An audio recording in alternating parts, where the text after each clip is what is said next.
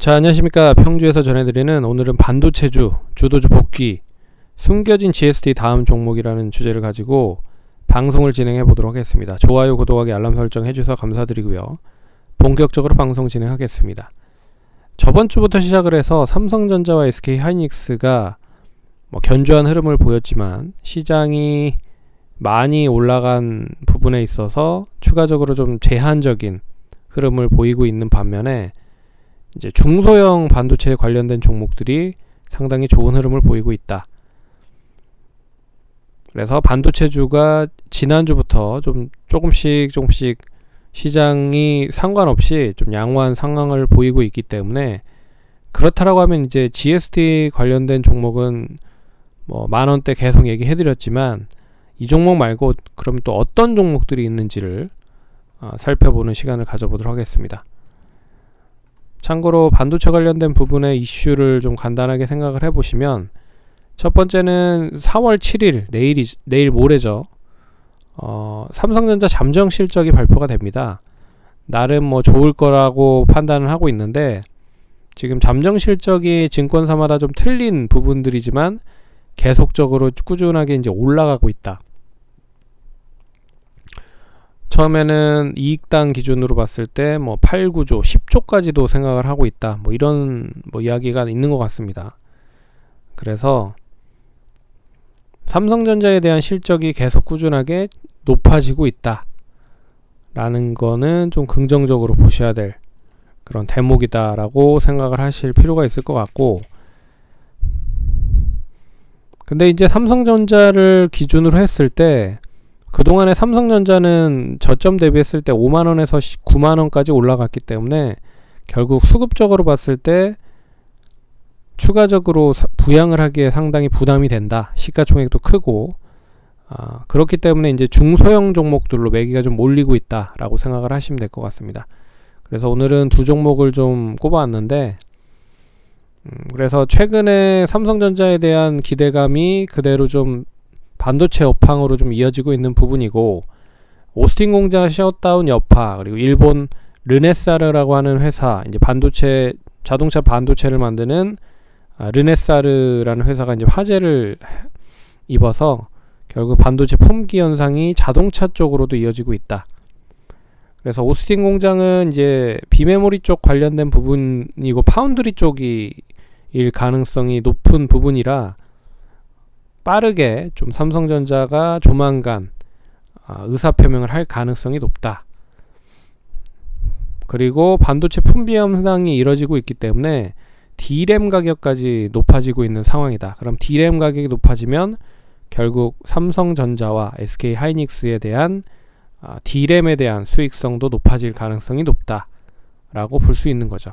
그러니까 실적은 계속 뒷받침이 되면서 반도체 장비단에서 먼저 좀 올라갈 가능성이 높을 것 같고, 그리고 소재단, 그리고 부품단 이런 쪽으로 소부장 관련된 종목들이 움직이고 있다 라고 생각을 하시면 될 것 같습니다. 이제 누 파워 플라즈마 관련된 부분은 간단하게 좀 이야기를 해드릴게요. 간단하게 얘기를 해드리면, 이 방막 공정과 식각 공정에 사용되는 핵심 부품을 공급하고 있는 업체다 라고 생각을 하시면 될 것 같습니다. 그래서 가스를 공급해서 플라즈마를 방막 공정과 건식각 공정에 이제 진공방을 이용을 해서 발생을 시키는데, 이제 거기에 필요한 전원을 공급하는 모듈을 생산하고 있다라고 생각을 하시면 될 것 같습니다. 그리고 KC라고 하는 회사인데, 이 KC는 KC탁의 이제 모회사입니다. 20% 정도 지분을 가지고 있고요.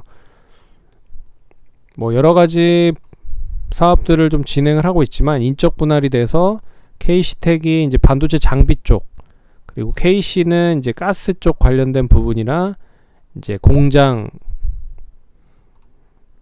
가설 관련된 부분, 이런 부분으로 좀 엮여서 이제 인적 분할이 되어 있는 상태다. 그래서 케미칼 공급 장치나 가스 공급 장치를 만들고 있고, 또 자회사로 KCNC, 이쪽은 이제 반도체 디스플레이 쪽 유틸리티 설비 공사를 진행을 하고 있는 업체고, 이제 KC 이노베이션 이쪽은 이제 반도체 OLED 쪽 배출되는 가스를 정화하는 스크러버, 그리고 이 스크러버는 GST 쪽에서 얘기를 많이 해드렸죠. 스크러버와 챔버였나요? 어찌됐든 이 관련된 사업을 이제 KC 이노베이션이라고 하는 자회사에서 진행을 하고 있다 라고 생각을 하시면 될 것 같습니다. 그래서 공사 매출, 이제 산업용 건설 쪽, 시공 관련된 쪽 관련된 부분이 뭐 47%, 이제 매출 구성으로 보면 그런데 뭐 간단하게 설명을 해드리면 그렇다라고 생각을 하시면 될 것 같습니다. 그래서 뉴파워 플라즈마는 이제 반도체 장비 쪽의 부품 쪽, 그리고 KC는 여러 가지 KC텍에 대한 뭐 시너지 효과를 뭐 가스라든지 뭐 다양한 자회사를 통해서 좀 이뤄내고 있다. 가스 공급 장치, 케미컬 공급 장치, 그리고 이 설비 공사 관련된 부분, 이제 여러 가지 자회사 등으로 엮여 있는 이제 모회사다라고 생각을 하시면 될 것 같습니다. 그리고 TCK 주식도 한 14% 정도 있는데, TCK가 아시다시피 시가총액이 상당히 높습니다. 거의 한 2조 정도 하는 부분이죠.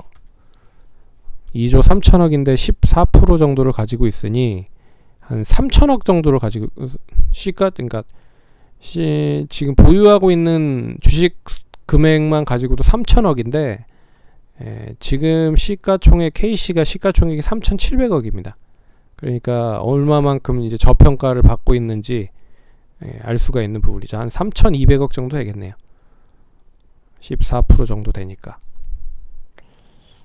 그래서 KC 지분만 14%면은 3,200억인데 지금 시가총액이 3,700억이다. 엄청나게 이제 가격 저평가를 받고 있는 상황이라고 생각을 하시면 될 것 같고, 그리고 최근에 이제 거래량이 조금씩 지난주부터 들어오고 있는 상황입니다. 근데 지금 이제 연기금 쪽에서 매도가 많이 나오고 있어서 이제 연기금은 매수했지만 투신권에서 매도가 많이 나오고 있어서, 투신권이 이제 3월 말까지 이제 펀드 재조정을 통해서 그렇게 크게 또 매수를 한 것도 아닌데 4월 들어서 매도를 하고 있다라는 것 자체는 그동안에 좀 많이 보유를 하고 있는 부분을 좀 털어내는 그런 상황이다라고 생각을 하시면 될 것 같은데, 반면에 연기금은 매수를 하고 있다. 그리고 외국인과 개인들은 매수를 하고 있다 라는 부분을 보시면 좋을 것 같습니다. 그래서 1차적으로 길게 봤을 때는 이 흐름이 그대로 이제 코로나19 사태를 통해서 제자리를 찾았었던 2만원대에서 31,000원대까지 양호하게 우상향을 했다가 31,000원에서 다시 26,000원대까지 단기적으로 좀 조정이 나온 상황이다. 근데 26,000원 추가적으로 하락을 하진 않았고, 이제 저점이 계속 높아지는 시점에서 앞선 고점 28,000원을 돌파하려고 하는 흐름을 보이고 있다.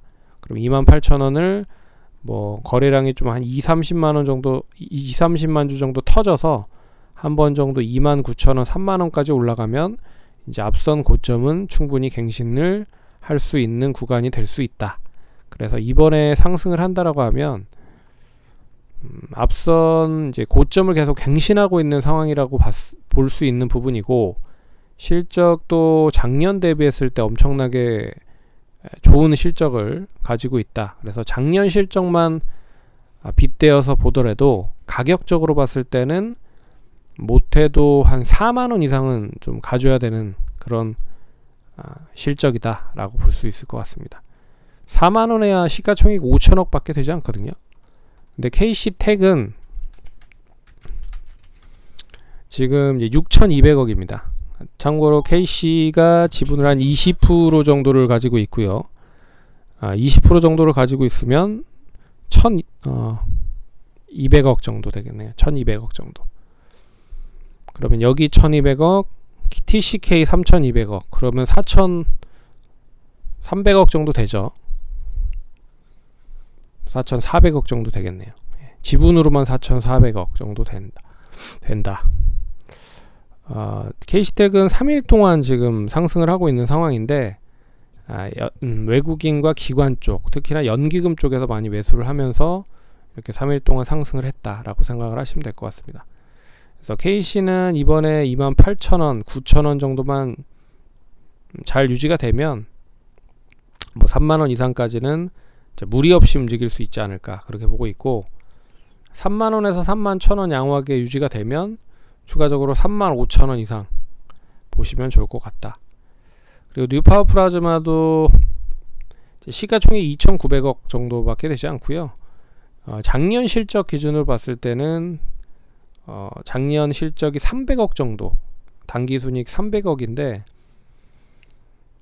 지금 이제 6,670원을 기록을 하고 있거든요. 그러면 PER 기준으로 봤을 때도 10배가 되지 않는다. EPS가 주당 순이익이 750원. 그럼 750원 이상이 돼야 10배 정도 수준이다. 그러면 제가 봤을 때는 한 못해도 7,500원 이상은 좀 가져야 되지 않을까. 그래서 한 15배 정도만 해도 한 만원 정도까지는 갈 수 있다고 보고 있거든요. 그래서 이번에 양호하게 7,000원을 잘 유지가 되면 앞선 고점은 쉽게 돌파를 할 수 있을 것이다. 그리고 동사는 역시 동사도 7,800원을 돌파를 하면 이제 연중 최고가, 역사적 신고가를 갱신하는 흐름입니다. 그래서 나름 좋은 흐름이다 라고 볼 수 있는 모습입니다. 그래서 단기적인 손절가는 6,200원 정도만 유지가 이탈하지 않으면 그대로 이번에 상승은 7,000원 이상까지 살 수 있다, 그렇게 볼 수 있을 것 같고, 시가총액이 그렇게 크지 않다라고 생각을 하시면 될 것 같습니다. 그래서 전반적으로 시가총액이 크지 않는 쪽으로 매기가 몰리고 있다. 인텍플러스도 3,300억 밖에 되지 않는 종목이고, 원익 IPS는 이제 그 덩치가 좀 커졌죠. 2조 8천억 정도. 실적이 엄청나게 좋긴 하지만 이제 거래가 이제 추가적으로 붙기에는 금액이 많이 커졌다. 굿즈가 많이 커졌다. 그래서 상승을 하기에 좀 부담이 될 수도 있다라고 볼 수가 있습니다. 그래서 시가총액이 좀 적은 쪽으로 매기가 좀 몰릴 수 있지 않을까. ISC도 3,800억 정도밖에 되지 않고요. 3,700억. 리노공업은 좀 큰 종목입니다. 2조 4천억. 이오테크닉스도 좀 크죠. 1조 6천억. 네페스도 큽니다. 9,500억. 다 어느 정도 좀 크게 좀 많이 움직였었던 부분들이 있어서, 그렇다라고 하면 이제 실적이 좀 줄어든, 시가총액이 좀 적은 종목들로 매기가 좀 몰릴 수 있지 않을까, 그렇게 생각을 해보도록 하겠습니다. 그러면 투자하시는데 도움 많이 되시면 좋을 것 같고요. 다음번에 또 찾아뵙도록 하겠습니다. 감사합니다.